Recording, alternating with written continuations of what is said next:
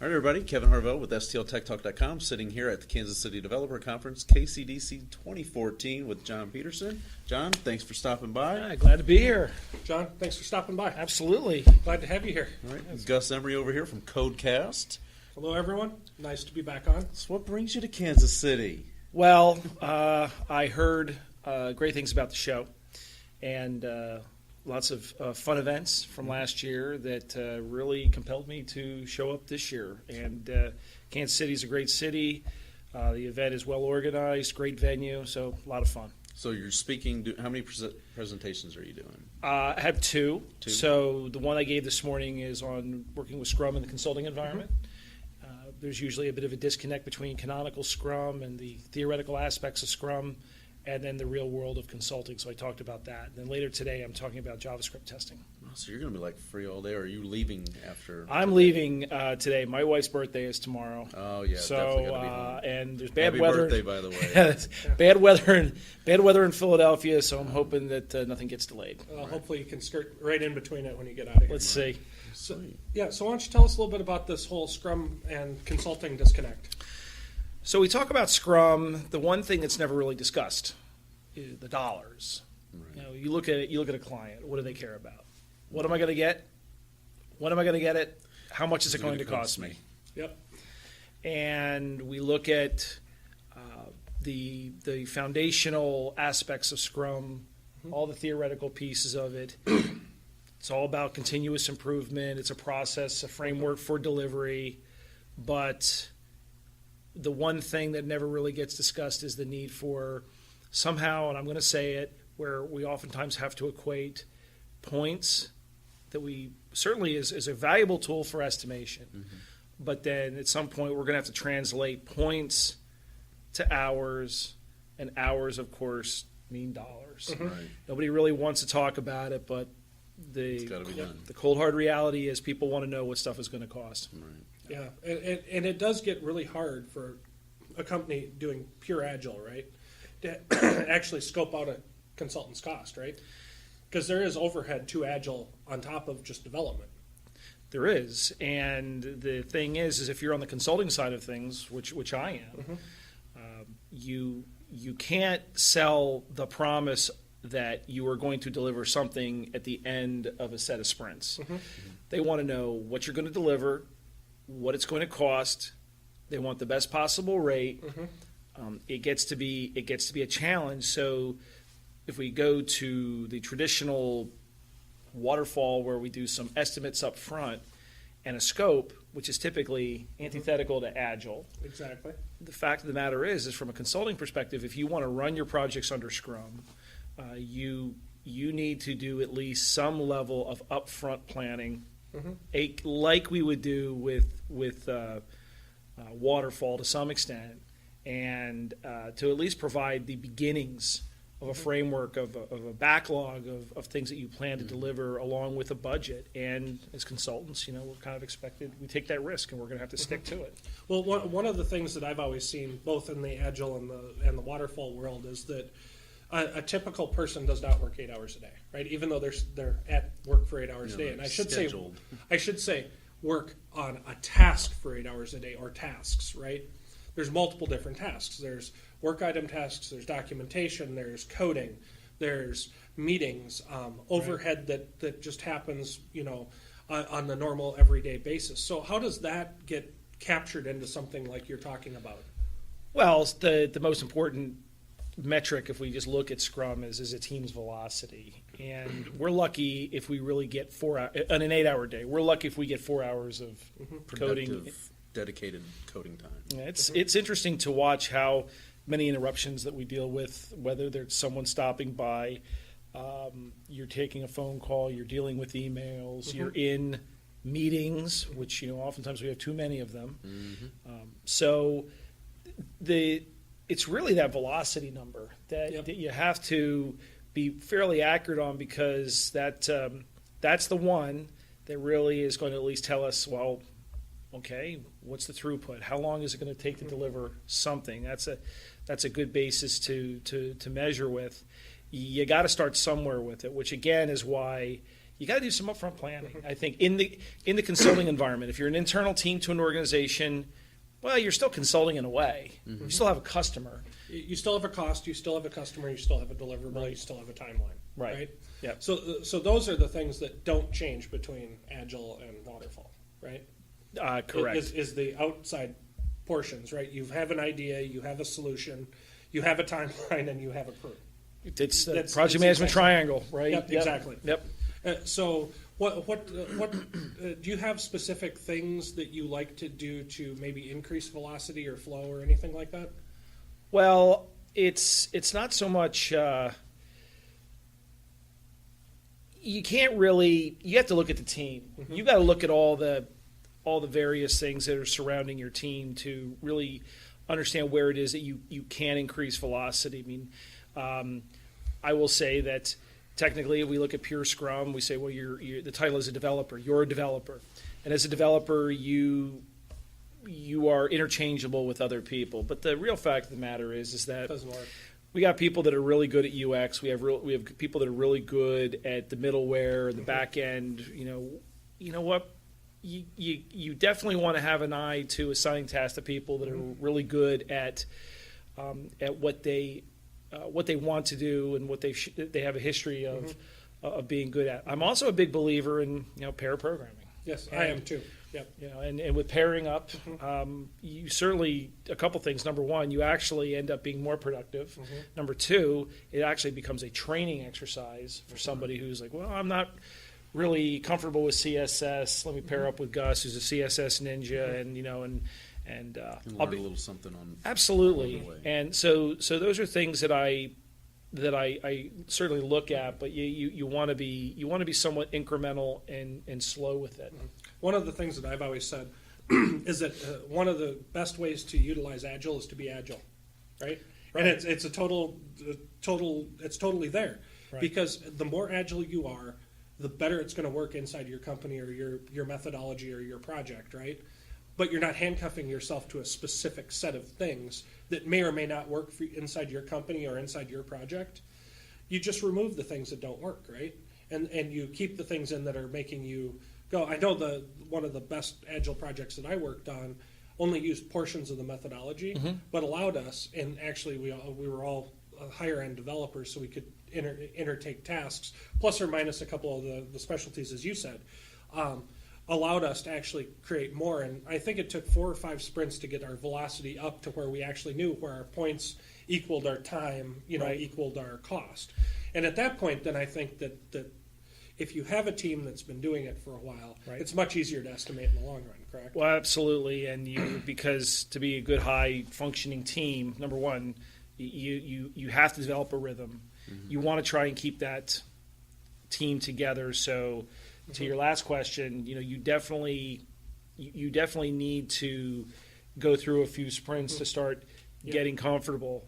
Yeah. And in high functioning teams, there are folks that almost can communicate telepathically. You almost don't even have to say anything. Yeah, or you don't finish sentences. You just say Scott box main page done, right, and it just gets Right. done. And you're Right. fine. Yep. One of the biggest things, as you just said, that I've run into is turnover on projects, right? Right. So if you have mass turnover on projects, these agile teams falter, and then they struggle for that whole movement and the burn rates and the velocity, right? So anything that you can give our viewers on maybe team retention or anything? Do you have anything on that?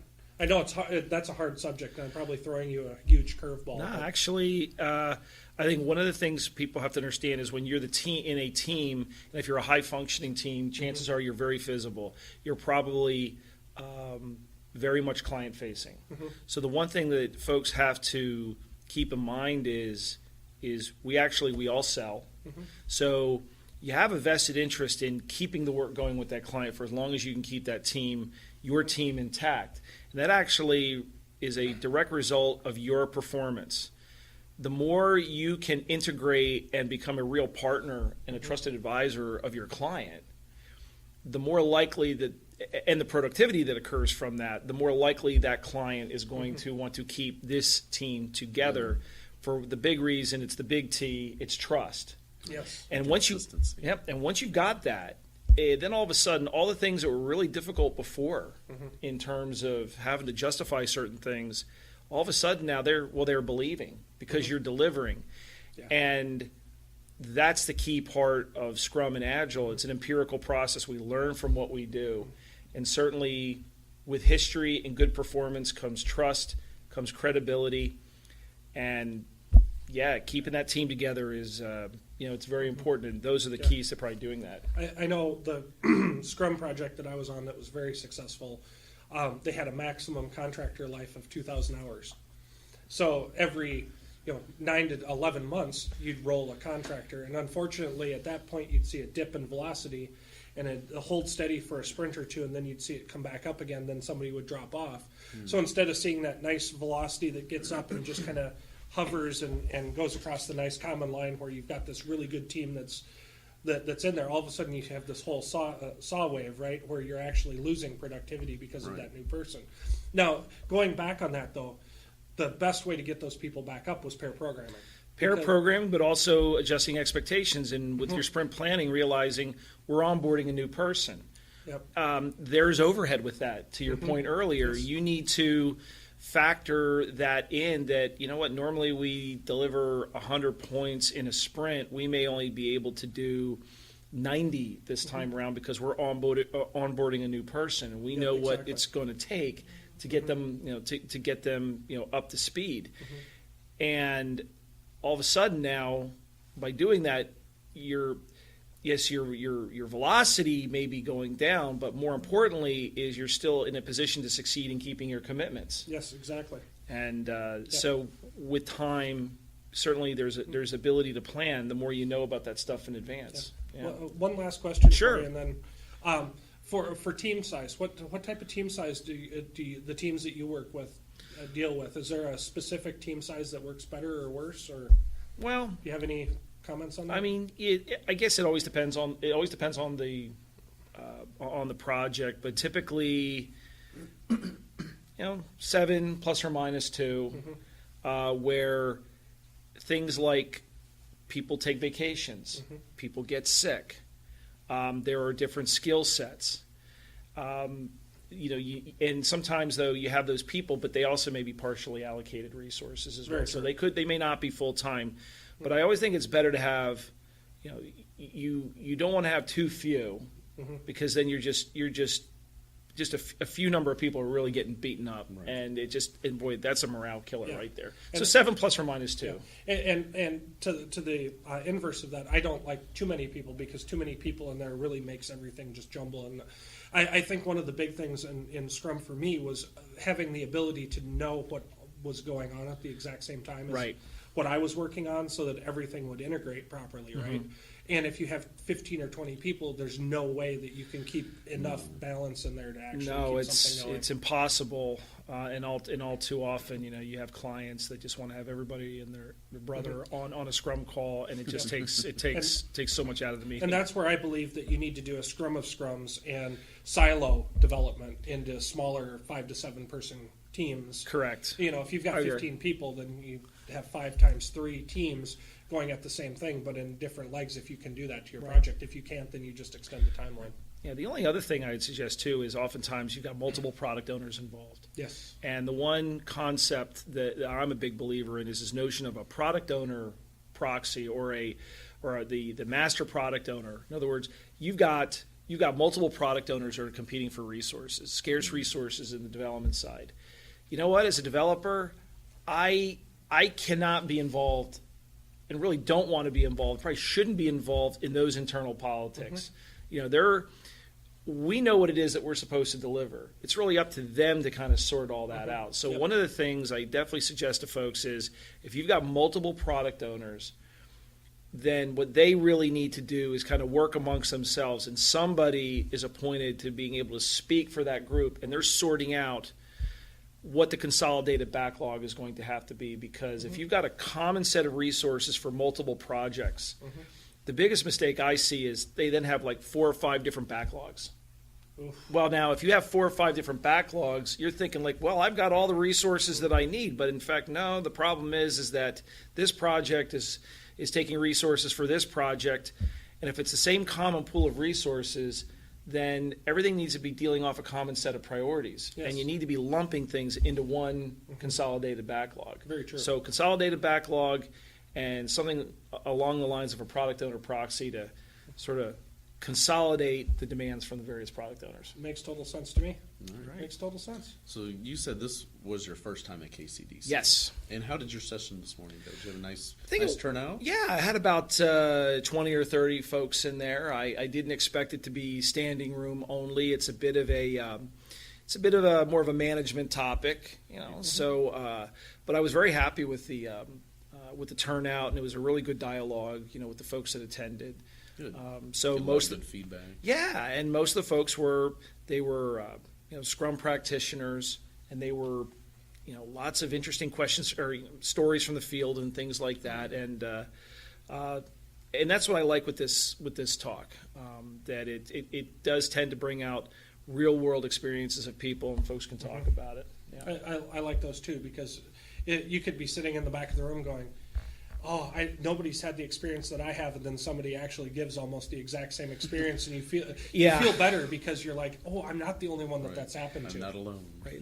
The one thing I'm very careful to say is what I throw out there. It's just this one developer's opinion.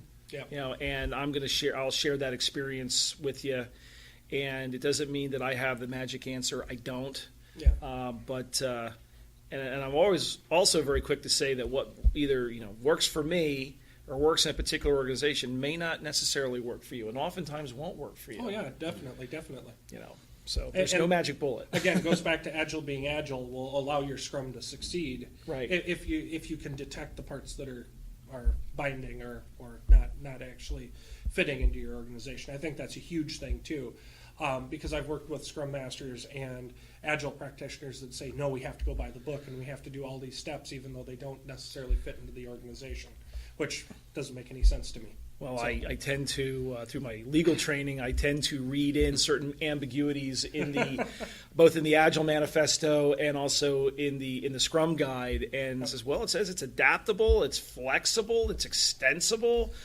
I rest my case. It's like, well, we have some latitude to work with there. Yeah, and it's a guideline, right? Right. You utilize the guideline to make the velocity that you need happen. That's end of story for My favorite word, pragmatism. Be pragmatic. Yep. Cool, John. It's been a pleasure. Absolutely. How can- Thanks, guys, for having me. How can people get a hold of you? So, John V. Petersen, so last name spelled with an E-N, on Twitter. So that's one place that I frequent a lot. Yep. And you'll actually be a guest on Codecast this next Wednesday at 8 or 7 p.m. Central. Right. I'm looking Yep. forward to that, and so I have more information on how to contact me, but I also blog up at Code Better. Okay. Code Better. Gotcha. Awesome. All right. All right. Thanks so much. Thank Thank you. Uh-huh.